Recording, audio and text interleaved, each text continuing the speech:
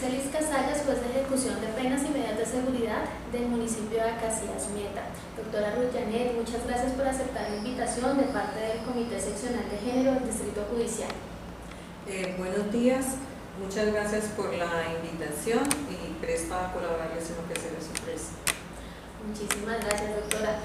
Doctora, el motivo de la presente es para hacer unas preguntas muy sencillas, teniendo en cuenta que usted participó en el concurso de sentencias judiciales en equidad de género que organiza la Comisión Nacional de Género del año 2022. Con base en eso, doctora, cuéntenos cuál fue su experiencia y cómo marcó ello su ejercicio judicial. Bueno, yo creo que en primera medida pues debemos como hacer un poquito de precisión respecto a la perspectiva de género y tenemos o se entiende como una herramienta o un medio para nosotros valorar y entender por qué se presentan estas diferencias entre hombres y mujeres, porque hay desigualdad, porque hay discriminación. Y pues lo primero que debemos decir es que, como hemos visto a través de la historia, siempre han habido diferencias y se creía que era solamente lo que tenía que ver con la parte biológica entre hombre y mujer, pero nos hemos dado cuenta que esas diferencias y esa desigualdad va más allá.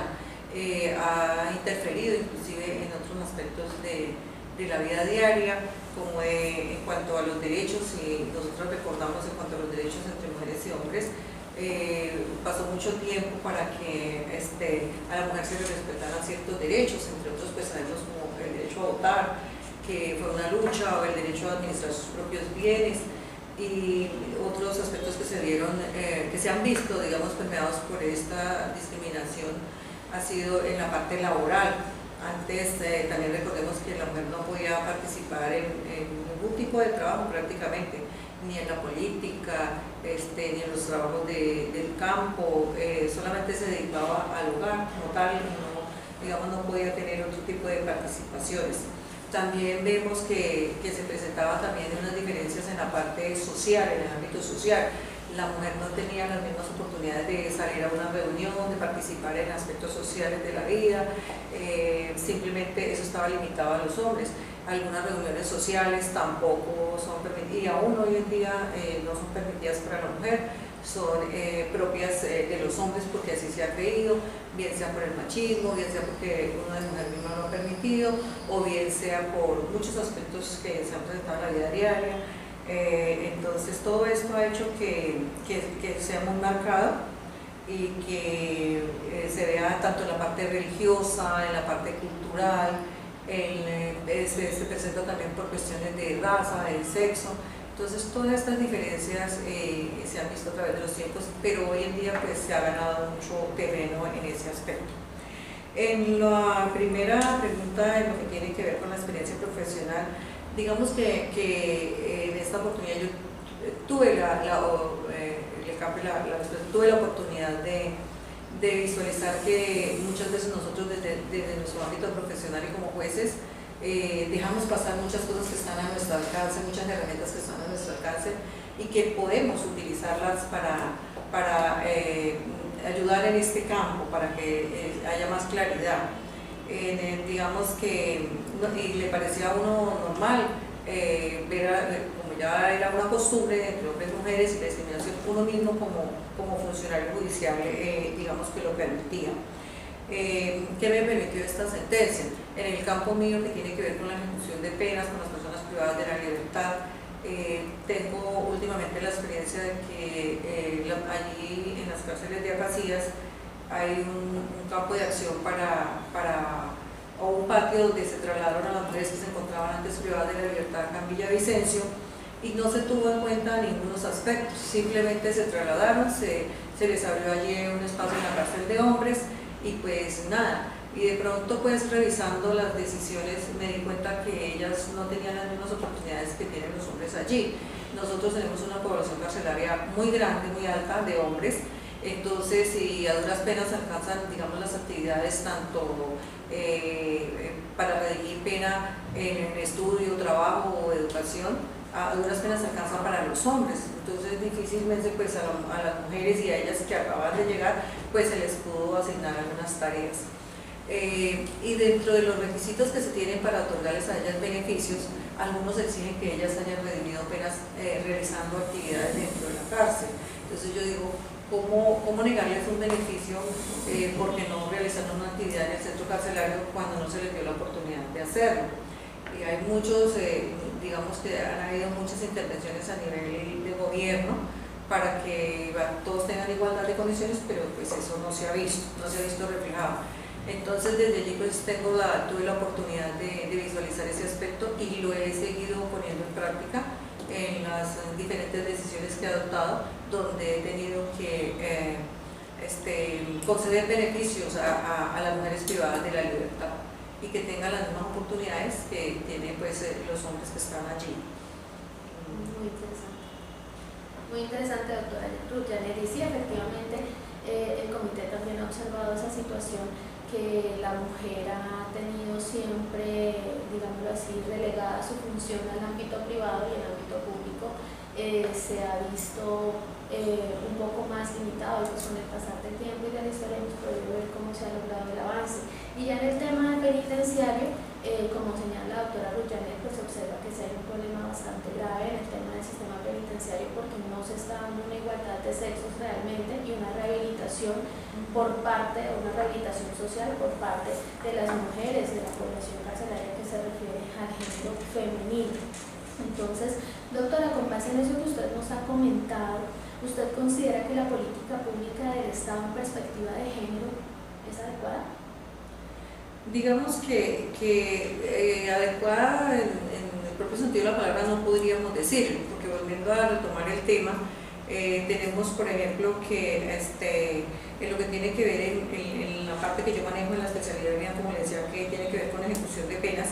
Si vemos la parte de la salud, las mujeres allí en la cárcel tienen que ir a ser atendidas por el mismo médico y en las mismas condiciones donde se atienden a los hombres. En cuanto a los hijos, ellas digamos que no tienen unos espacios que por ser la mamá con sus hijos pequeñitos, recién nacidos, más mayorcitos, no tienen la oportunidad, digamos, de compartir con ellos porque se les aplica el mismo rasero que para los hombres, y las visitas son en los mismos días, los mismos horarios que sí tienen que ver con los hombres. O por ejemplo, no hay un médico especialista, como nosotros sabemos, no es lo mismo la condición biológica de la mujer como la del hombre, entonces ni física ni su desarrollo no es igual. Uno de mujer necesita de pronto de otra atención diferente a la que un médico le puede dar a un hombre que la que se le da a una mujer. Entonces allí yo también pude darme cuenta que en ese sentido ellas tampoco tienen esa oportunidad. Pero si nos salimos, digamos, del ámbito carcelario, también uno ve que en la vida diaria, en el común, pues no es que haya muchos campos de trabajo para las mujeres, no es que se les haya permitido, seguimos, digamos, con las mismas limitaciones. Los trabajos es una lucha para que la mujer pueda participar. Hoy en día pues ya participa más en política, ya participa en otros tipos de actividades, pero sí, estas situaciones se han visto limitadas. Me preguntaba qué es lo que tenía que ver con... No pregunto. Sí, si la perspectiva de género que maneja el Estado... se ha avanzado mucho, digamos que uno de los avances más significativos que ha habido en cuestiones de género, nosotros tenemos que referirnos que es lo que tiene que ver con la ley que penalizó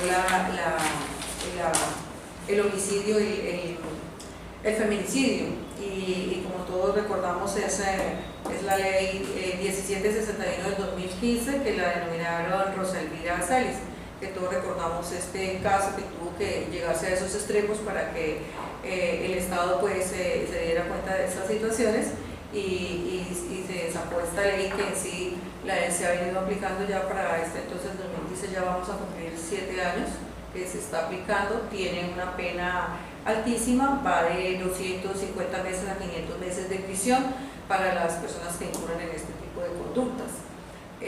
Digamos que eso, que se ha podido observar con eso, que lejos de pronto de ver que se ha minimizado ese tipo de situaciones, yo en mi caso personal diría que al contrario han aumentado, o por lo menos se ha tenido más conocimiento de los casos de feminicidio, como nosotros lo podemos ver en las noticias a diario. Es mucho más lo que se conoce ahora de este tipo de casos que lo que se sabía antes. También han surgido otras leyes que tienen que ver con los derechos de la mujer, que tienen que ver con la parte, que tienen que ver con toda la parte sexual, con la violencia intrafamiliar. Este es otro avance que se logró, que es castigar la violencia intrafamiliar, que fue que el Estado también determinara qué tipos de violencia hay, que antes se creía que la violencia contra la mujer era única y exclusivamente física, y se nos había olvidado la parte verbal, se nos había olvidado la parte psicológica. Entonces el Estado todo esto lo ha venido sintetizando. Entonces ya hoy en día una persona es condenada por este tipo de conductas y fácilmente se puede determinar cuando el tipo de agresión es física, psicológica o es verbal.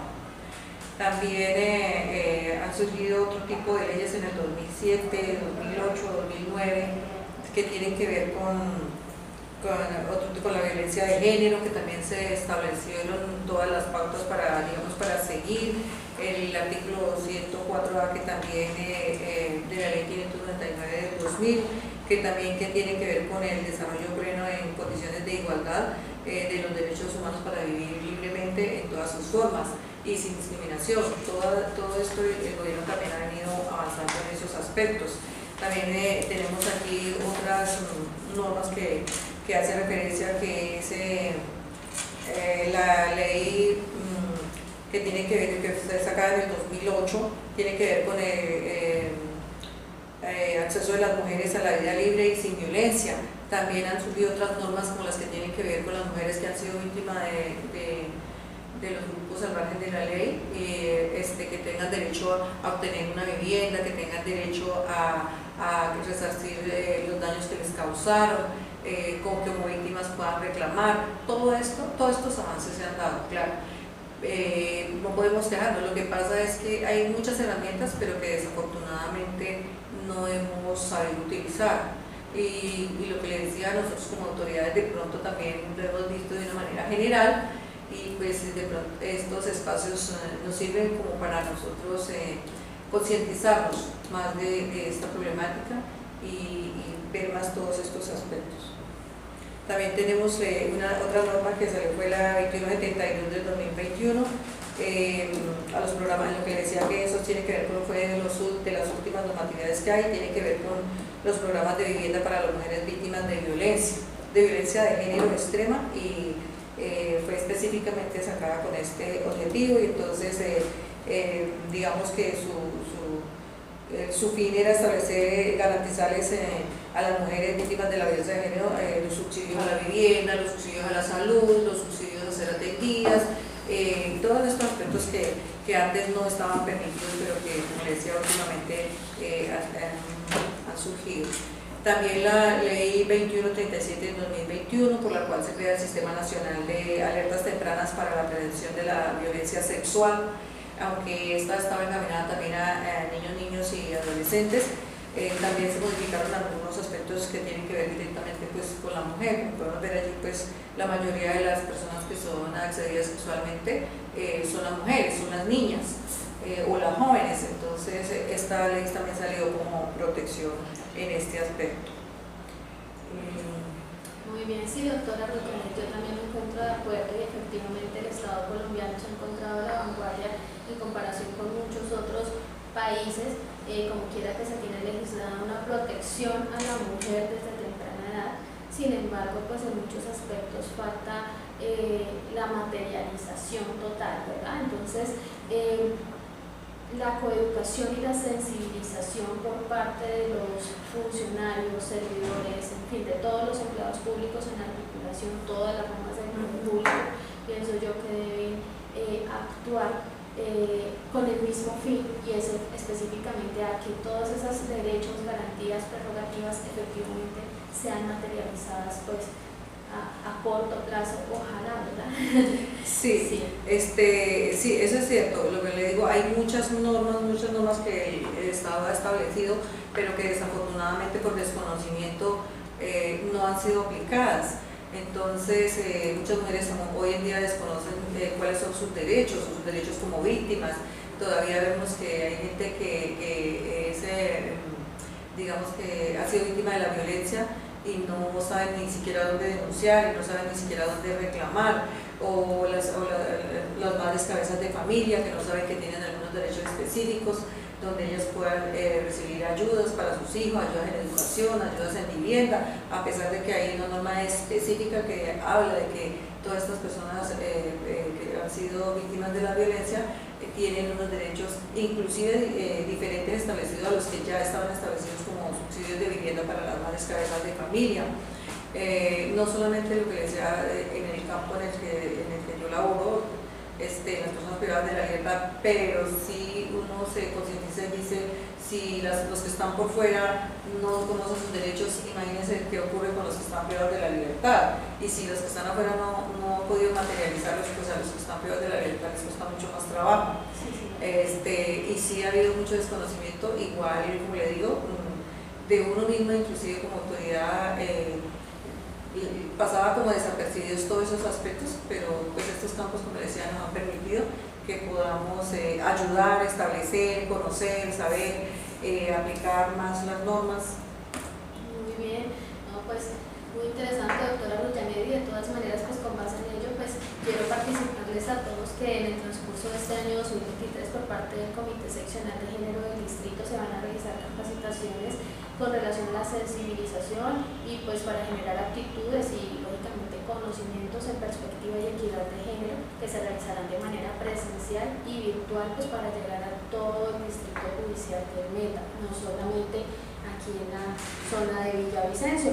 Mi doctora, como última pregunta, ¿usted nos puede brindar un consejo a todos los funcionarios judiciales que componemos este distrito judicial para que podamos aplicar en nuestros asuntos judiciales la perspectiva y equidad de género, lo que hay en ley y jurisprudencia? Sí, claro, sí, señora.